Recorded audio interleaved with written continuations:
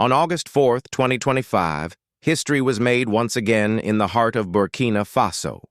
A date long etched in the nation's revolutionary memory, this year's commemoration added a new layer of meaning. As thousands of spectators filled the freshly renovated 4 August Stadium in Ouagadougou, the air pulsed with emotion and patriotic pride. A place that once stood as a symbol of the country's sporting dreams had been reborn, modernized, expanded, and now reclaimed by the people.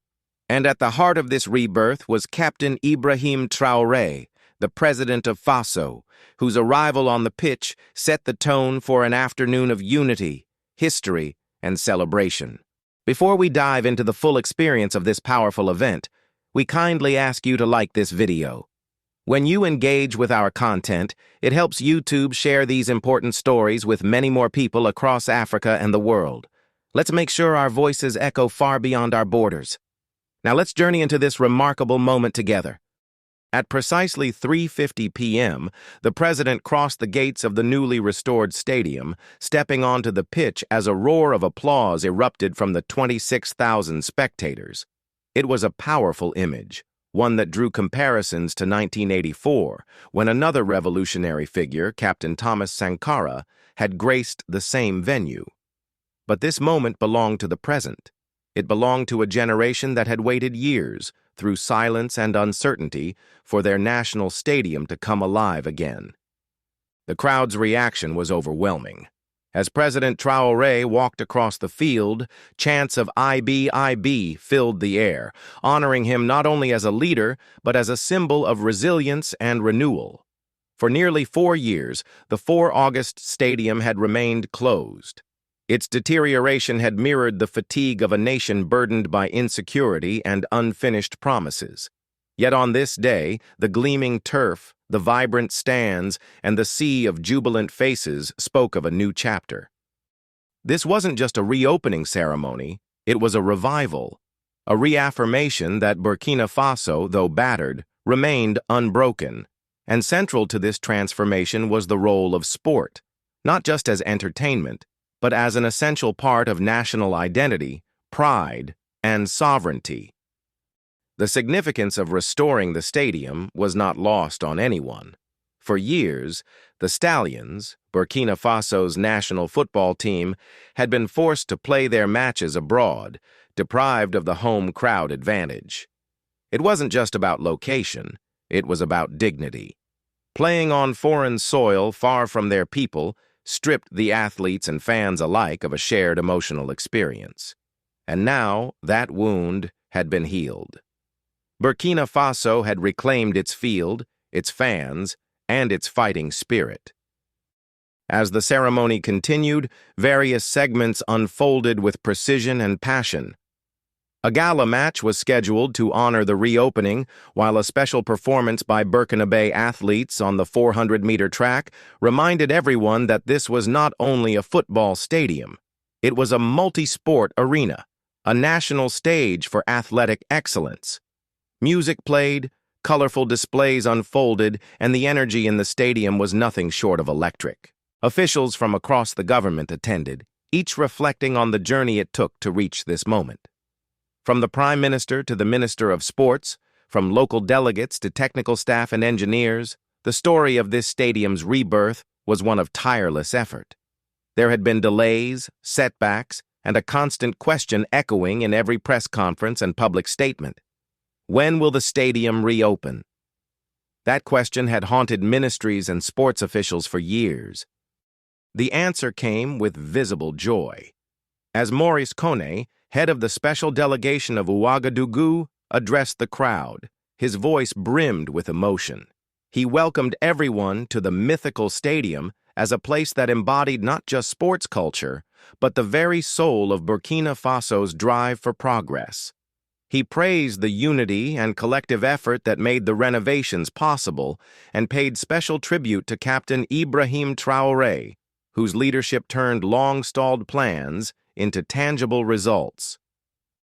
The stadium, Koné emphasized, was not just concrete and grass. It was a place where dreams were made real, a symbol of what could be achieved when a people come together with a shared vision.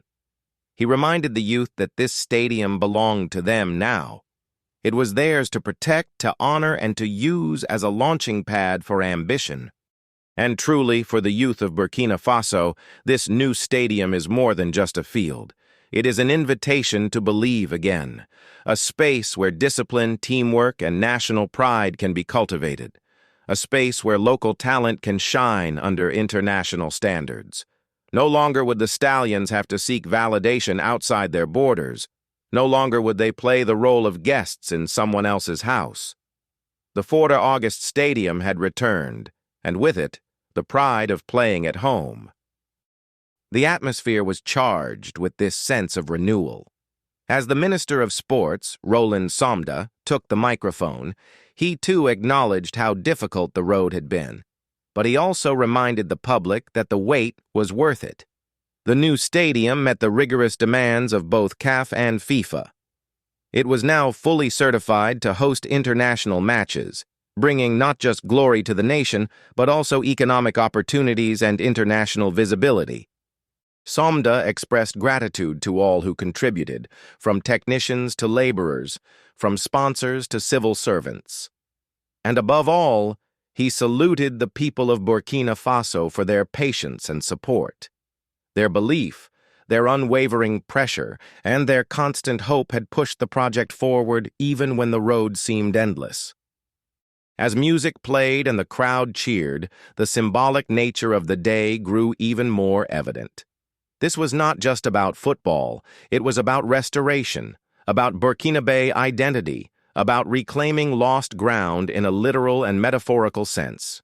For a country that has faced numerous challenges, political instability, terrorist threats, and economic strain, this reopening was a beacon of light, a reminder that despite all, progress is still possible, that joy can return, that spaces once silenced can now sing again.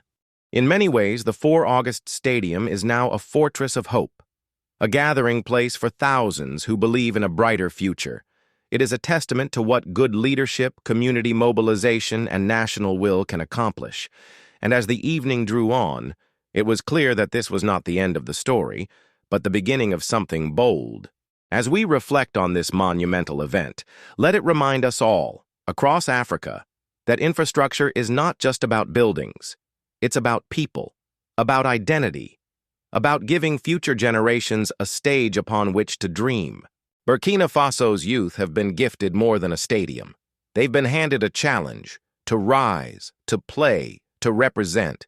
And with that comes responsibility, to protect this space, to fill it with their skills, their music, their flags, their goals, because the 4 August Stadium is once again a national treasure, and what a glorious treasure it is.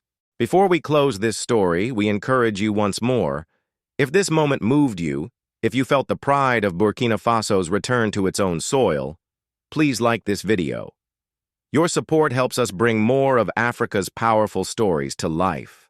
Let the reopening of this stadium be a symbol for all of Africa. Let it say, we are not defeated. We rise, we rebuild, and we celebrate who we are. Thank you for watching Voice of Africa. Until next time, stand tall, stay proud, and let your voice be heard.